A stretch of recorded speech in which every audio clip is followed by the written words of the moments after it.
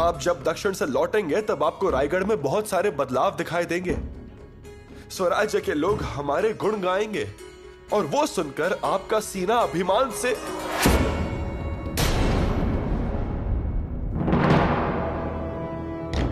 पिताश्री, कहीं ये मौका भी हमसे छीन तो नहीं लिया जाएगा ना? ये हमारा अपमान है। तो सहन कीजिए। इस खून में वो आदत नहीं है। आदत डाल दीजिए। संभव नहीं। कल अगर लड़ाई हार गए तो क्या कहेंगे? हमें हरा सके ऐसी कोई तलवार बनी ही नहीं, और हमारी खुशी मिटा सके ऐसा दुख पर्याप्त नहीं।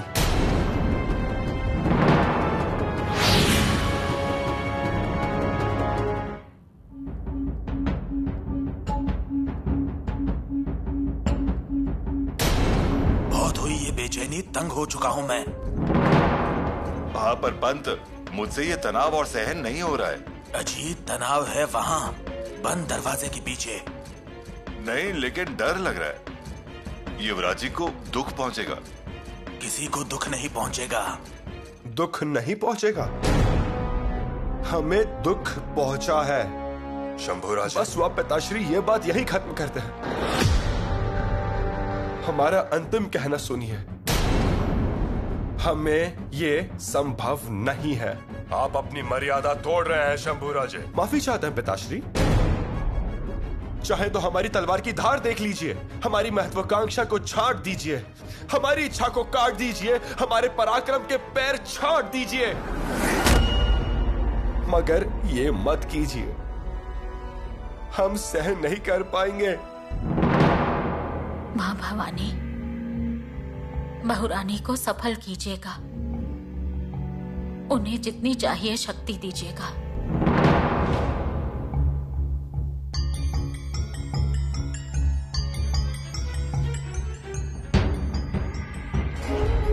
और हम आपसे मांग ही क्या रहे हैं बताइए?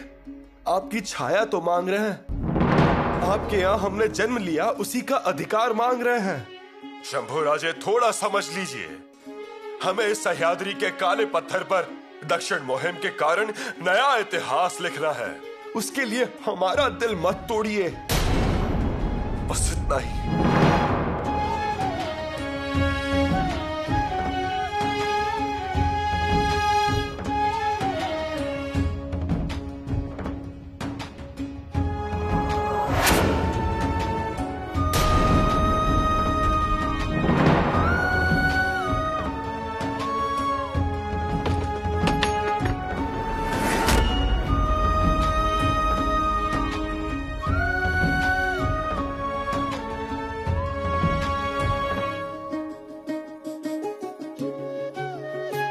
पिताश्री, एकांत।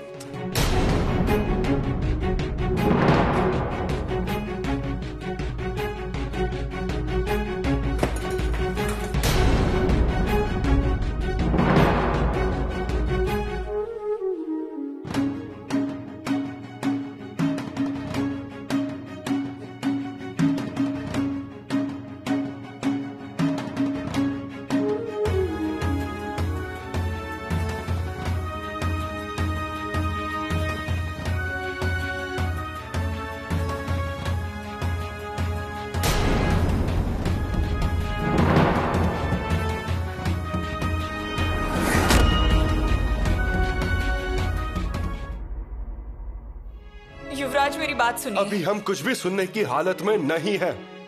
आप ऐसा क्यों कर रहे हैं? देखिए, हमारे माता पिता आज खाने पर आए हैं, आपकी राह देख रहे हैं। हमें भूख नहीं है, हमारा पेट भर गया है। ऐसा क्या हुआ है? कैसे कहूं, आपको बात समझ आएगी। आपको जटायु पता है? जटायु। जटायु? जानते हैं हम। वो समझदार होता है, परोपकारी होता है। भाग्य उसके ही पंख काट देती है।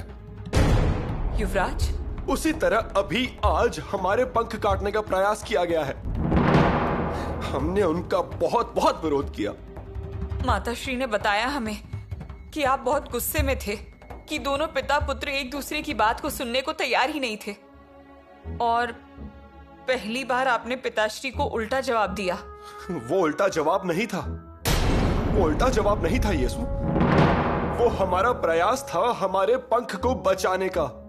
हमें भाग्य ने उठाई हुई चमकदार तलवार दिखाई दी, इसलिए डरकर हम मना कर रहे थे।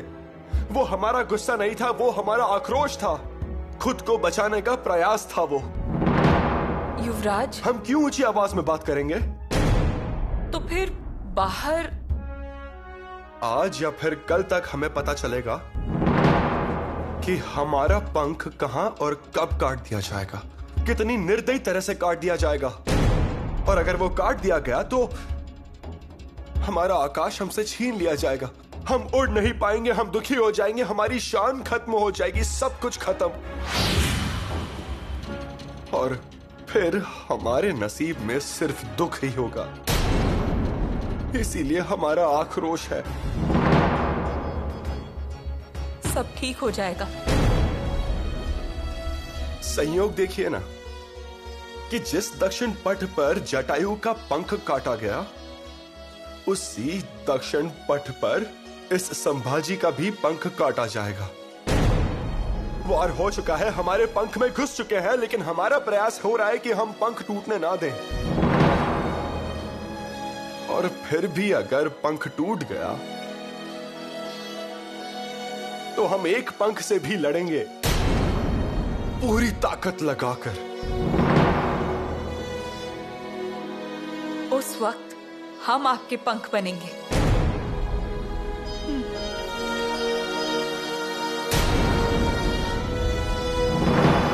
जाइए आप, हमें कुछ देर अकेले रहना है। यहाँ पर शंभू राजा बैठेंगे, यहाँ महाराज बैठेंगे और महाराज के दाहिनी तरफ पिलाजीराव बैठेंगे। जी हाँ, ये सही रहेगा। महाराज की दाहिनी तरफ बैठने का मान उनका है। लेकिन महाराज अब तक आए क्यों नहीं? बहुरानी के पिताजी खाना खाने के लिए रुके हैं। इतना संदेशा उन तक पहुँचाया ना? हाँ, उन्हें ये बात पता है। नहीं, मेरा मतलब है मेहमान आने से पहले अगर वो आए तो अच्छा होगा। अरे ये क्या, रहने दीजिए ना, हमारे बीच ऐसी औपचारिकता क्यों? आइए। धन्यवाद। यीशु के पिता भी आए हैं। अच्छा, कहाँ है वो? आइए आप। पता लगा कि महाराज अंदर नहीं है, इसलिए सोचा बाहर ही खड़े रहेंगे। महाराज आएंगे, आप बैठिए तब तक। मैं अकेला? मेरा मतलब हमारे दामाद जी युवराज। वो आएंगे, बहुरानी उन्हें बुलाने गई है। हाँ। मुहिम की इतनी सारी तैयारियां क्या बताएं हम आपको। अंतिम दिन तक किसी को किसी से बात करने का भी वक्त नहीं मिलता। अभी भी वही चल रहा है, जाने से पूर्व की गुप्त तैयारियां, बातचीत, किसको क्या करना है और क्या नहीं करना है। महाराज सब कुछ तय करते हैं रोज का, और फिर बाहर आते हैं। नहीं तो क्या, इसकी वजह से ही तो इतना आलीशान रायगढ़ खड़ा किया है। हाँ फिर, लेकिन हमें बुरा लग रहा है कि आपको राह देखनी पड़ रही है। नहीं, हम ऐसा नहीं सोचते। हम यहाँ आए हैं, अपनी बेटी की खुशी देखी और बस हमारा पेट ही भर गया। हमारी बहुरानी का क्या कहना, रायगढ़ का हीरा है वो। सच क्या?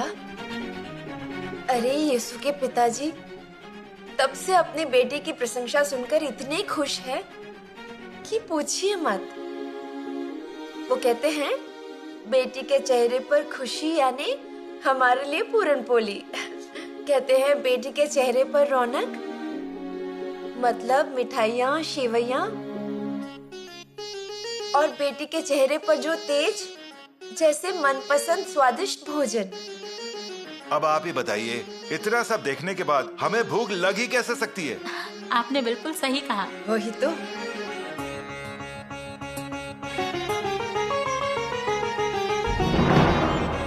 बहुरानी कहाँ रह गई? आती होंगी थोड़ी देर में। आने दीजिए, उसे अपने वक्त से आने दीजिए। वैसे भी मुझे कहाँ युद्ध पे जाना है।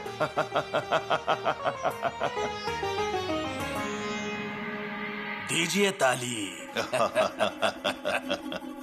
फैसला हमारे पक्ष में ही हुआ होगा।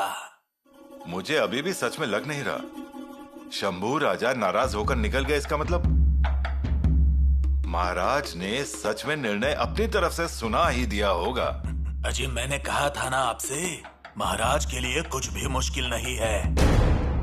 अजी उनका आदेश ये सबसे बढ़कर है, वहाँ कोई समझौता नहीं। युवरागी को इस फैसले पर सहमति जतानी होगी। महाराज के निर्णय के आगे किसी की नहीं चलने वाली है।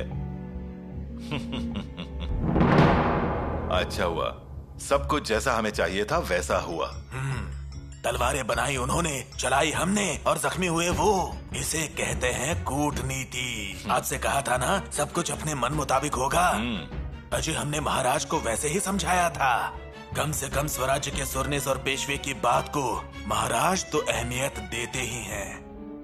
चलिए निश्चिंत रहिए। इस सन्नाजी पंत ने पैरों से मारी गांठ रथी महारथी भी हाथ से नहीं छुड़ा पाता। बहुत ही गहन चर्चा चल रही है ना? जी हाँ। हाँ मैं समझ गया, मतलब देर तो जरूर होगी।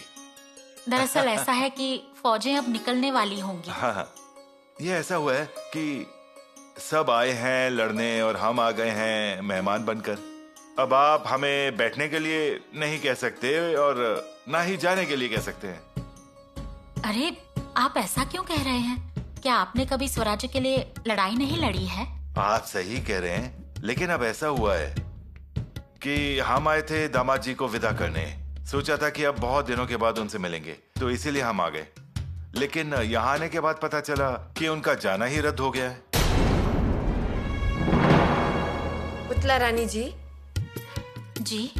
बहू रानी को इतनी देर क्यों हो गई, हम देखकर आते हैं। हम अभी आते हैं, जल्दबाजी मत कीजिए। हाँ, शांति से जाइए। जी।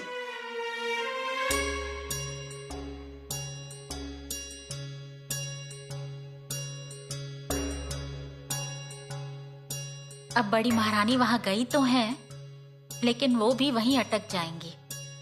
जो वहां जाता है महाराज उसे कुछ न कुछ काम देते हैं, और अब इस मुहिम के दौरान सबको काम करना पड़ता है, भागना पड़ता है।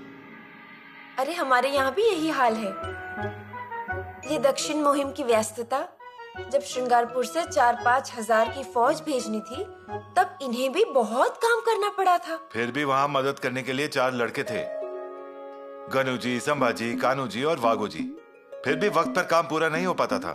और यहाँ तो सिर्फ अकेले युवराज ही है महाराज की मदद के लिए।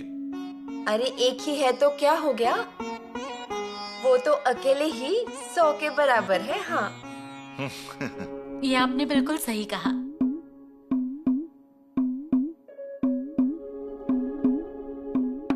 काफी वक्त हो गया है, अभी तक क्यों नहीं आए? देखिए, रहने दीजिए, आप चिंता मत कीजिए, वो आएंगे। आएंगे जरूर, पर वक्त पर आ जाएं तो अच्छा होगा ना? रानी जी आप चिंता मत कीजिए, मैं बाहर वाला थोड़ी ना हूँ। हम नहीं आएंगे, हमें भूख नहीं है। मेहमान भोजन के लिए बैठे हैं, आपकी राह देख रहे हैं।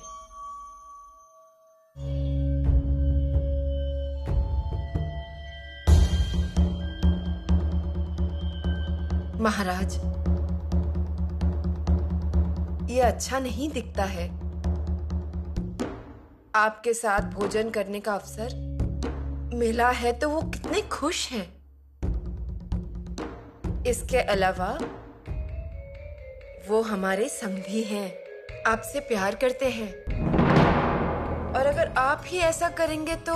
भोजन के लिए बैठने की अभी हमारे मन की बिल्कुल हालत नहीं है। अभी जो हुआ, शंभू राजा ने जिस तरह हमें जवाब दिया, जिस तरह से उन्होंने ऊंची आवाज में बात की, हमें बहुत दुख हुआ है। हमें भोजन करने की जरा भी इच्छा नहीं। लेकिन हमारे घर की बातें अगर। हाँ, ये अपने घर की बातें हैं, लेकिन क्या आप इस बात से सहमत हैं? आपने सुना ना कैसे बात कर रहे थे वो? गुस्से में बोले होंगे वे, बाकी वे बहुत समझदार हैं। आपको भी पता है वो आपकी हर बात को मानते हैं। लेकिन आज उन्होंने नहीं मानी। और हमें ये अपेक्षित नहीं था। बहादुर बाप के बहादुर बेटे ने आज हमसे झगड़ा किया। शंभू राजा ने ये ठीक नहीं किया। हम उन्हें समझाएंगे। हाँ हाँ, आप समझाइए और वो समझ भी जाएंगे। लेकिन जो हमारे दिल पर जख्म हुआ है, क्या वो भरेगा? महाराज। रानी जी, औरंगजेब बादशाह के दरबार में जब उसने हमें गुस्से से देखा था, हमने उन्हें वहीं पर जवाब दे दिया था। लेकिन आज हमारे महल में ही हमें शांत बैठा दिया। आदमी अपने बेटे के सामने इतना बेबस क्यों होता है? हमने सब कुछ क्यों सुन लिया? क्यों हमने उन्हें वही जवाब नहीं दिया? और हमारा आदेश का विरोध करने जैसा हमने उन्हें क्या कहा? रानी जी, अगर शंभू राजा हमारे सामने ऐसा व्यवहार करेंगे तो हमारे पीछे वो इस रायगढ़ का क्या करेंगे? महाराज, आप भोजन के बाद भी इस बारे में सोच सकते। जबरदस्ती मत कीजिए।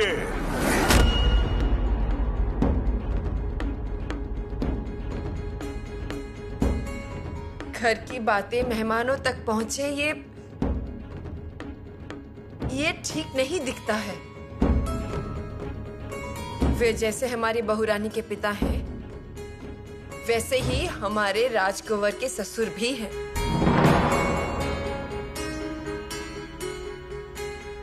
अनजाने में उनका अनादर होने न पाए, बस इतनी ही विनती है।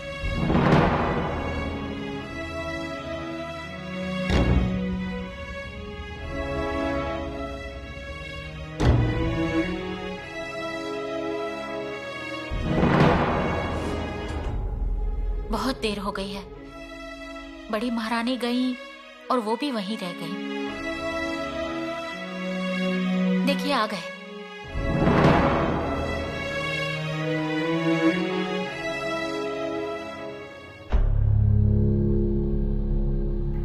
इतनी देर कर दी? क्या हुआ? वो आ रहे हैं? उन्होंने मना कर दिया। विचार विमर्श चल रहा है। महाराज महत्वपूर्ण निर्णय ले रहे हैं। महाराज ने कहा है कि मेहमानों को भोजन करवा दीजिए, इसलिए कह रहे हैं आप लोग भोजन कर लीजिए।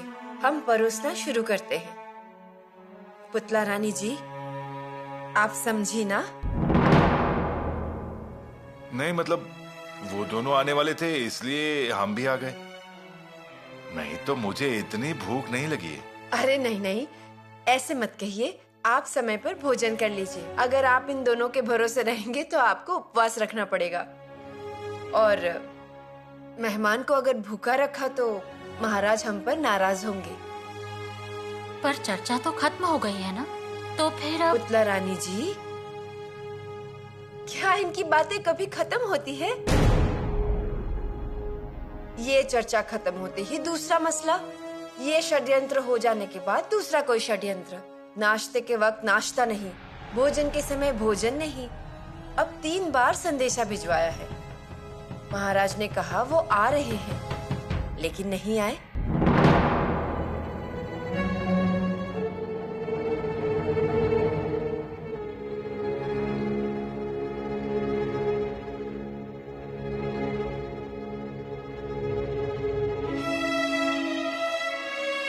कोई बात नहीं। अभी अभी महारानी जी कह रही थी कि आप नहीं आ सकते, लेकिन आप तो आ गए। कैसा है ना पिलाजी राव, हमेशा जैसा लोगों को लगता है वैसा व्यवहार करना जरूरी तो नहीं। हमारा मतलब है, हमें लगा तो हम आ गए, और आपने जो कहा वो भी सही है। हमने ही रानी जी को कहा था कि हम नहीं आ पाएंगे। जी हाँ, माताश्री ने यही बताया हम सबको। और अब देखिए, हम यहाँ आ गए। ये सुरानी, क्या हम आपके पिताजी के साथ भोजन करने का अवसर छोड़ देंगे? देखा जाए तो ये हमारा सम्मान है। महाराज क्या कह रहे हैं? आपके साथ भोजन करने का अवसर हमें मिले, ये हमारा सौभाग्य है। इसीलिए मैं आपका इंतजार कर रहा था। मैंने सोचा आज कुछ भी हो जाए, लेकिन एक साथ भोजन करने का पुण्य मैं लेकर ही जाऊंगा। आइए बैठिए।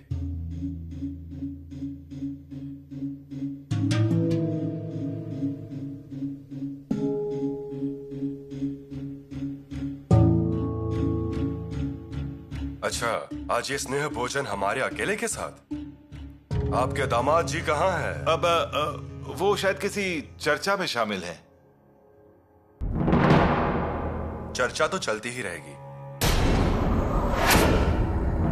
ये सुरानी, शंभू राजा को बुलाइए। उन्हें कहिए कि जो भी काम वो कर रहे हैं वो रख दे और यहाँ पर आए।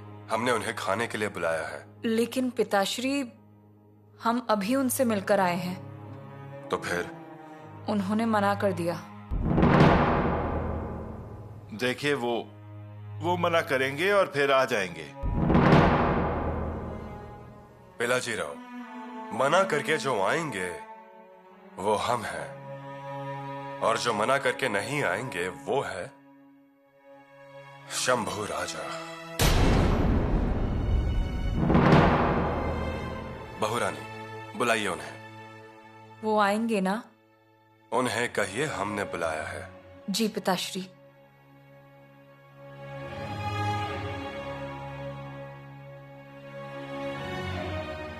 रानी जी, खाना परोसिए। शंभू राजा आते ही होंगे। जी। हम नहीं आएंगे। नहीं आएंगे मतलब नहीं आएंगे। आप जाइए यहां से। युवरागी, हम बहुत थक गए हैं। हम अकेले रहना चाहते हैं। आपके पिताश्री से कहिए कि वो भोजन कर ले। आपको पिताश्री ने बुलाया है।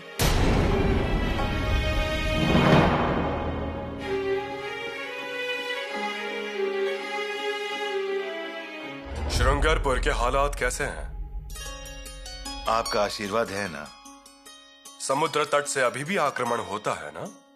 हाँ, लेकिन अब उन्हें सिंधुदुर्ग से डर लगने लगा है।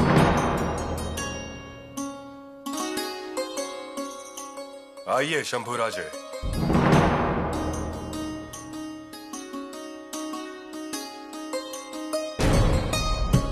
भोजन के वक्त ऐसी औपचारिकता नहीं करनी चाहिए। शंभू राजे, बैठिए। शुरू कीजिए।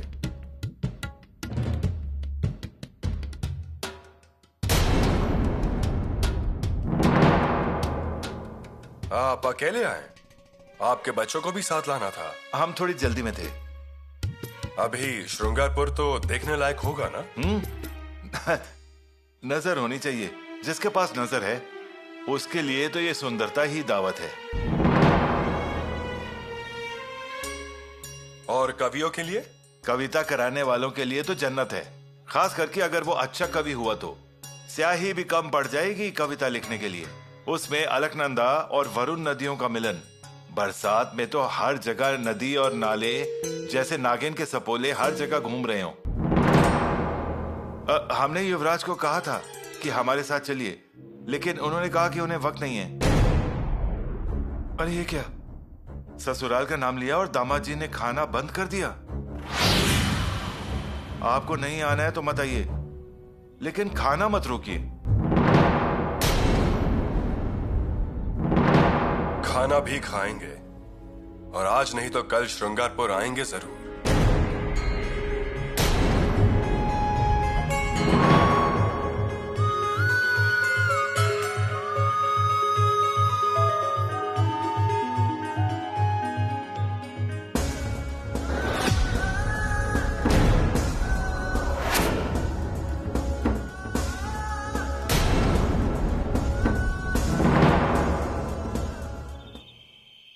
लीजिए पिताजी, हमने अपने हाथों से बनाया है, और हमारे हाथों का बनाया हुआ पान आपको खूब पसंद आएगा। पान तो रंग लाएगा बेटी, मगर आज भोजन में मजा नहीं आया। हाँ यसु, वो भी महाराज होने के बावजूद। क्या हुआ माँ? मतलब हमसे कुछ गलती हुई क्या? या खाना पसंद नहीं आया? मेरा मतलब है कि खास कोंकण खाना नहीं बनाया क्या, इसलिए बोलिए ना। अगर ऐसा है तो हमें बताइए, हम कल बनवा देंगे। यसु, सब कुछ ठीक है ना? कहीं कोई दिक्कत तो नहीं है? दिक्कत? नहीं नहीं पिताजी, रायगढ़ है ये, और रायगढ़ पर दिक्कत कैसे आ सकती है? यसु, कुछ तो गड़बड़ है जरूर, ऐसा मुझे लग रहा है, लेकिन बोलूं कैसे? घर समधी का है और किला महाराजी का, और हम घर के बारे में बोलें तो कैसे बोलें? वो बिल्कुल सही नहीं लगता। पिताजी, सच में कोई बात नहीं है। यस्सु, तुम कहती हो कुछ नहीं है, लेकिन मुझे भी ये महसूस हुआ है और अब तुम्हारी नजरें भी यही बता रही है। माँ, सचमुच ऐसी कोई बात नहीं है। तुम कहती रहो ऐसा कुछ नहीं है, मगर जब महारानी भी वापस आई ना, वो भी मुझे चिंतित ही दिखी। और महाराज भोजन के लिए आने वाले नहीं थे, पर फिर आए देरी से। अभी किले पर मुहिम की तैयारियां चल रही हैं, और पिताजी इस सब में महाराज के पास खाना खाने का भी वक्त नहीं है। कभी कभी तो इतने व्यस्त हो जाते हैं कि कुछ देर सोने का भी वक्त नहीं मिलता उन्हें। जमाई राजा भी देर से आए, हमेशा की तरह नहीं देखा, बात नहीं की। वो भी इसी में ही व्यस्त हैं। मैं कहता हूं बोलना चलो जाने दो, मगर भोजन के लिए आए, वो भी 4 बार संदेशा भेजने के बाद। आए तो आए, मगर बिना भोजन किए थाली को प्रणाम करके चले गए। यसु,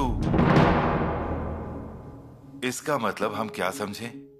पिताजी, इसका मतलब युवराज जी खुश थे, ऐसा समझे क्या?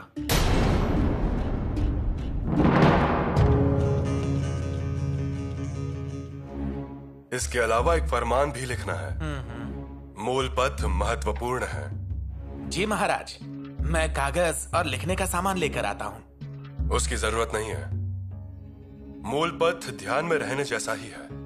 लेकिन महाराज, कोई शब्द इधर का उधर हो गया तो राज्य पंत, आज तक ऐसा हुआ है क्या?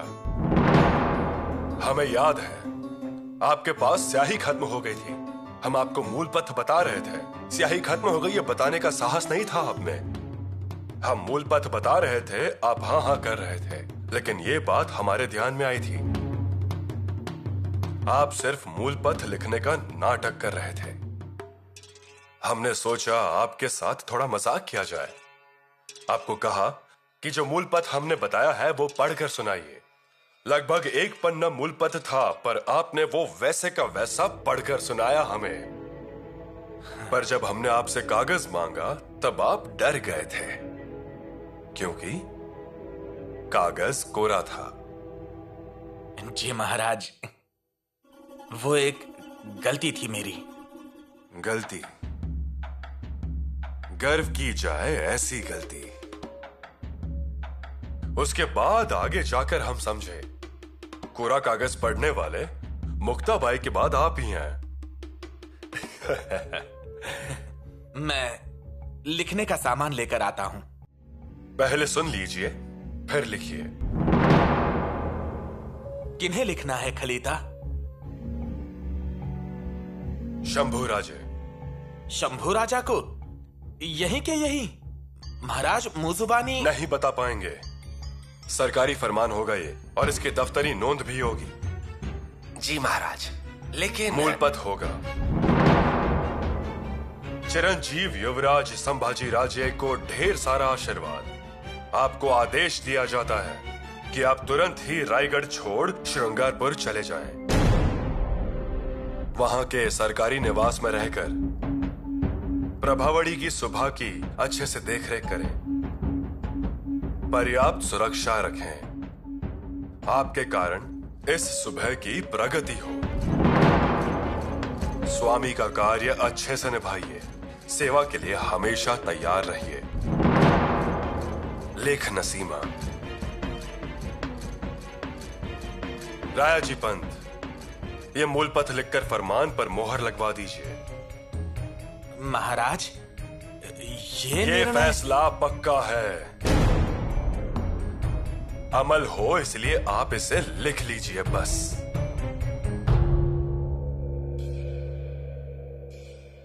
कोई तालमेल ही नहीं रहा। क्या होने वाला है क्या पता। हमारा तो किसी भी चीज में मन ही नहीं लग रहा। राजकुमार शंभू बिना खाना खाए निकल गए। कैसा लग रहा होगा बहुरानी के माताश्री और पिताश्री को? उन्हें अजीब लगा, खाने में मजा ही नहीं आया।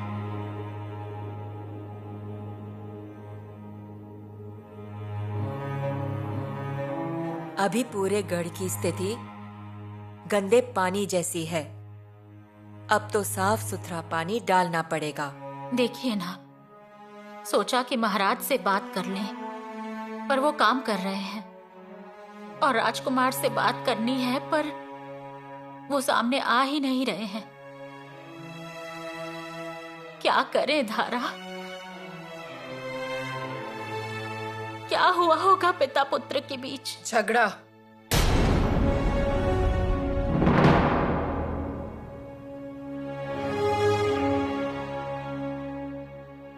झगड़ा हुआ है दोनों के बीच में। खाने के समय हमें वो महसूस हुआ। पिता पुत्र ने एक दूसरे की तरफ देखा भी नहीं। हमें भी ऐसा ही लगा था जब हमने महाराज के कक्ष का माहौल देखा था। देखिए ना, किले पर खाने का इतना अच्छा आयोजन किया, पर किसी ने ठीक से खाया ही नहीं। बहुरानी के पिता थे, इस वजह से भोजन के लिए बैठे, सम्मान के लिए, नहीं तो वो भी नहीं होता। महाराज ने तो मना ही कर दिया था। फिर हमने उनसे कहा कि वो राजकुमार के ससुर भी हैं। तब जाकर आए वो। माँ भवानी, आप ही संभालिए ये सब। बाहर की लड़ाई और युद्ध एक बार चल जाएंगे, पर घर में ऐसे झगड़े नहीं चाहिए। वहां एक क्या 10 लोगों के सिर काट सकते हैं, पर घर में किसी की तरफ आंख उठाकर भी नहीं देख सकते। ये सब आज के आज ही खत्म हो जाए। घर के झगड़े उसी रात को खत्म हो जाए, वो अच्छा है। नहीं तो आने वाले 7 साल चलते हैं। झगड़े से झगड़ा सिर्फ बढ़ता है।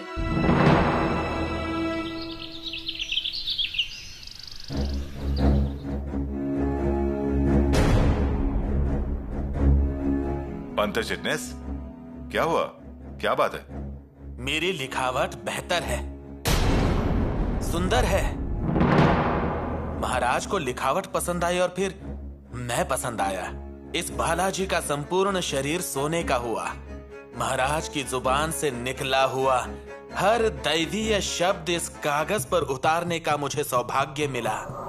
मैं लिखता गया और बालाजी का बालाजी पंत हुआ, और फिर बालाजी पंत चिटनीस हुआ। दुश्मन को खत लिखते समय कितनी खुशी होती थी, कितनी वीरता छलकती थी अक्षरों से। शब्द लिखते लिखते उन्हीं में से फिर खंजर, तलवार, कटार निकलते थे अपने आप। लेकिन आज का दिन मेरे लिए यातनाओं का है। इन हाथों से शब्द ही नहीं निकल रहे। कैसे लिखूं महाराज का आदेश, वो भी युवराज को? क्या बालाजी पंत, महाराज ने कुछ खास लिखने के लिए कहा है शायद? क्या है बताइए मुझे। पंत, हर जगह आप दखल दें ये अच्छी बात नहीं। सुरनिस हूं मैं, हम भी चिटनिस हैं। हमारी वजह से इस कचहरी में रायगढ़ पर यहाँ जो कुछ है महाराज की वजह से है, किसी एक की वजह से नहीं। आप सुरनिस हैं, अपनी मर्यादा में रहिए और हमें काम करने दीजिए। हमारा अपमान आपका कार्यक्षेत्र समझाया मैंने बस।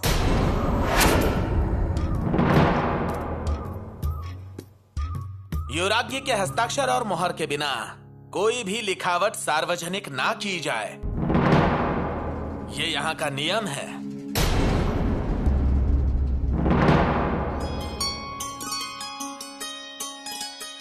युवरागी, फरमान जल्द से जल्द मोहर लगाकर दीजिए। बाद में आइए। काम रुक जाएगा महाराज का।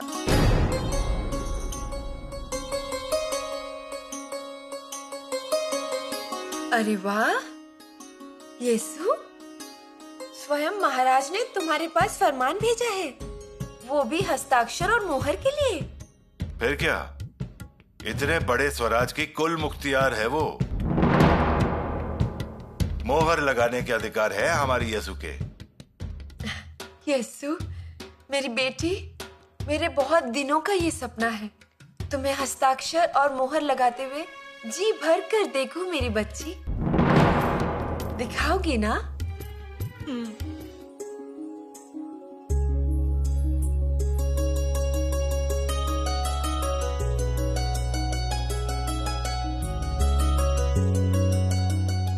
माँ, पिताजी,